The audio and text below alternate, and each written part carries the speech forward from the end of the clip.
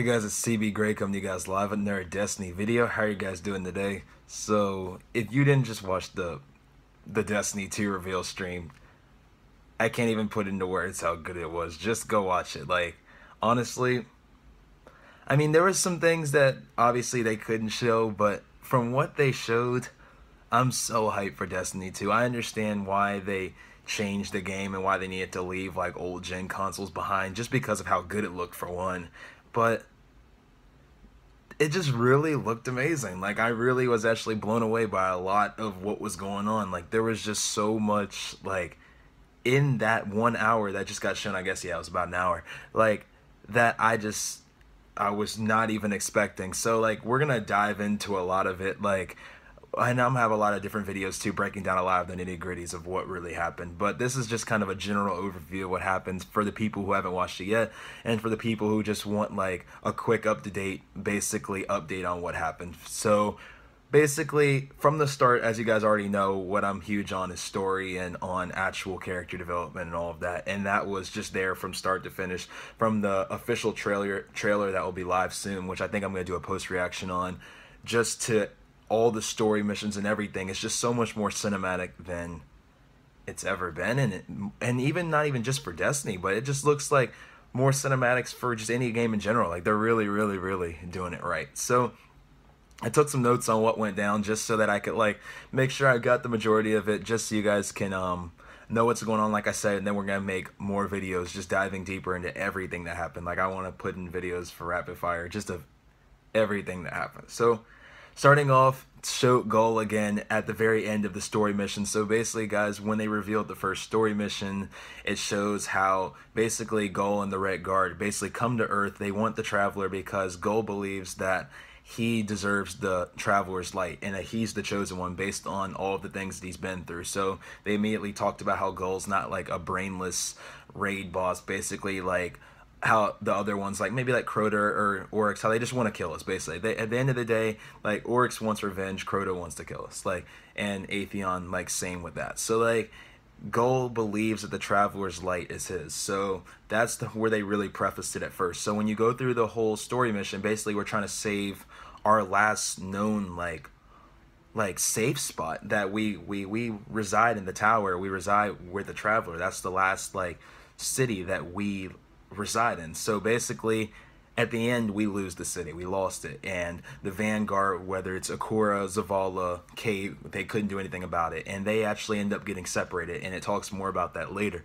But we'll dive more into that too. But so at the end, it talks about Gull and basically says, yo, you're done. Like, this isn't happening. Like, this is my light, and we lose, basically. So we don't win the first story mission, basically.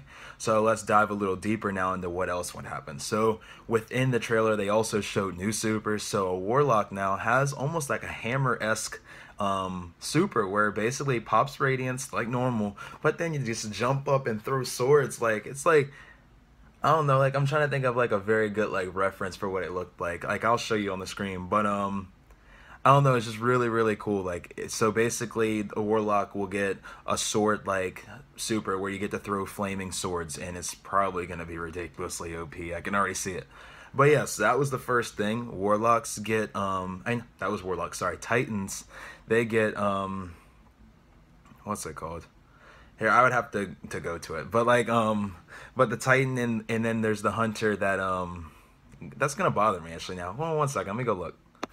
Alright, y'all, so I'm back. So just like bear with me, because so much happened, like I said. So it was obvious that it was gonna be hard to retain it all. I was writing as fast as I could.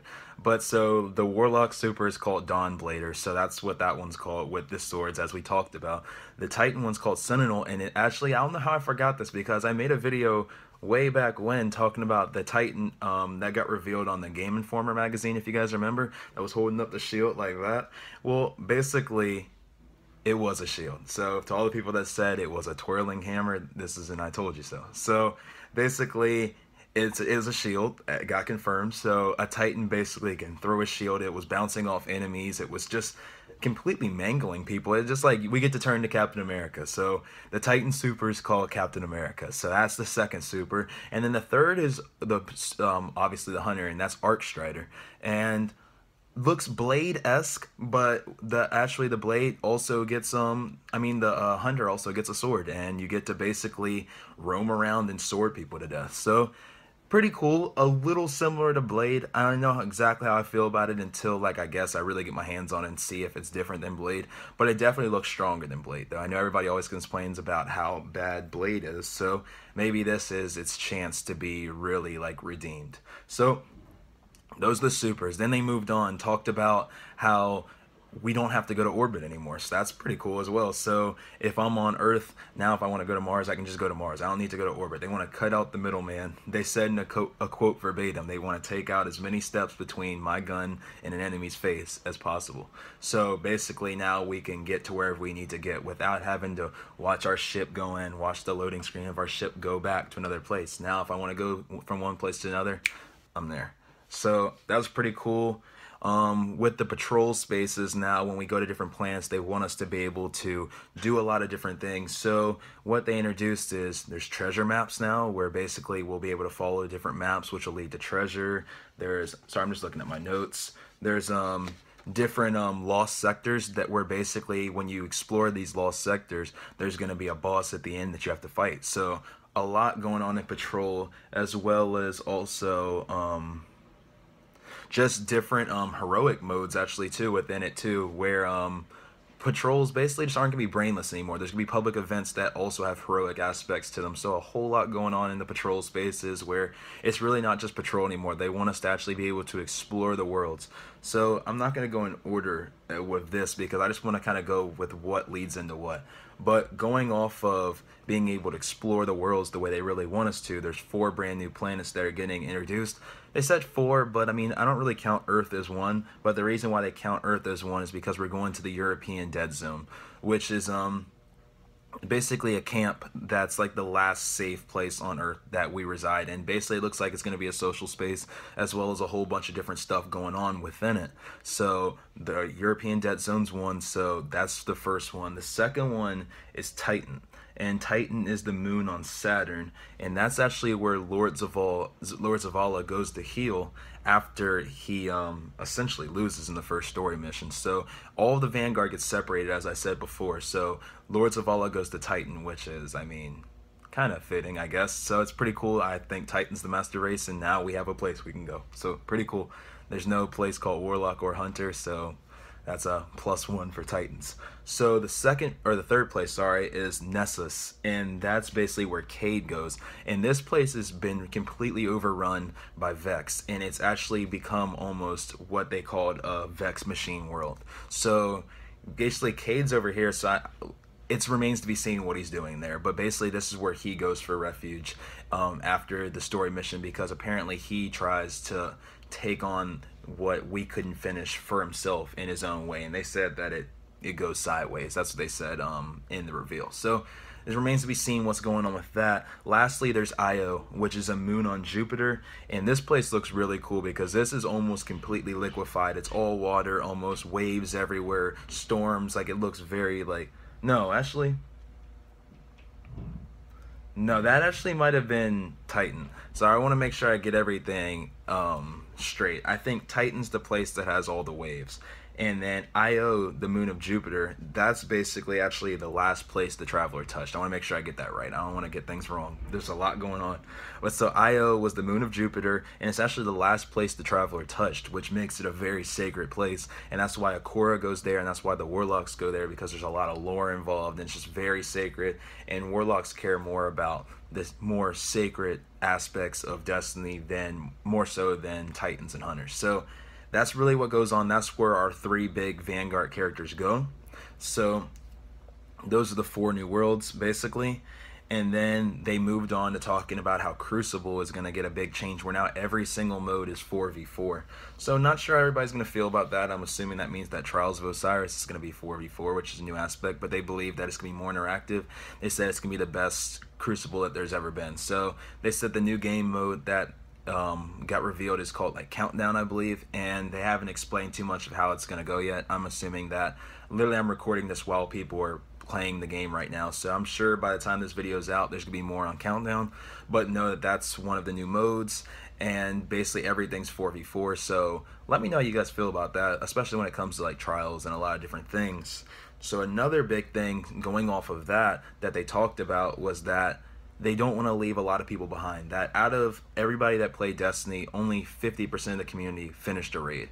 And I know me, I wouldn't have finished Vault of Glass if it wasn't for just the luck of my cousin introducing me to some of the friends I still play with today, and then moving to like the new friendships that I've made. But before that, I would have stopped when I was at level 26, when I couldn't move any further, if she wasn't the one who brought me and met me to a bunch of my friends that now are just like lifelong friends. That so basically it took a lot of luck and convenience for me to finish the raid, and I understand that doesn't happen to everybody. So basically that's really something that they wanted to eliminate. So they basically are now making clans a lot bigger in the game, where basically clans can post when they want to help different people. It's called the Guided Guardian mode, basically, where you post and then solo players can come and join different clans that maybe need 1 or 2 players, and then they have the option to be able to join the clan possibly at the end, or just like it really just makes it available for people to do trials, to do raids, do all these different things basically, so solo players have another outlet and not even having to go on LFG outside of the game, but really within the game. So we can talk more about guided gaming later.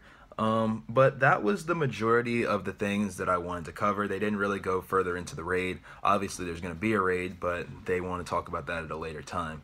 So really, this is just the first brief overview of everything that happened, guys. Like, a lot of crazy stuff. Like, I wish I could have done a live reaction on it. Like, that would have been dope, but not really allowed to it, like, mainly. But also my laptop decided that it just wanted to explode.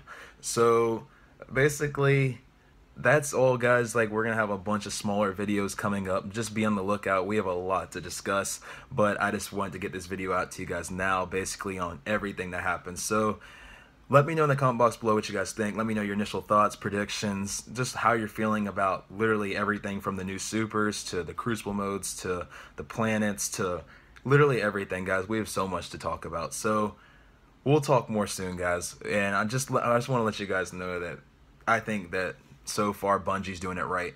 Also, with PC gamers, Blizzard actually announced that they're going to be powering Destiny's game through the Blizzard servers. So that's another big announcement too that they announced at the end. I wanted to make sure I got that. I think that I summed up everything. If I missed anything, guys, put it in the comment box below. I tried to get the majority of it just so I could have it for you guys to hear. So with that, guys, so much to talk about, and I'm going to talk to you guys in the next Destiny video. Thanks. I love you guys.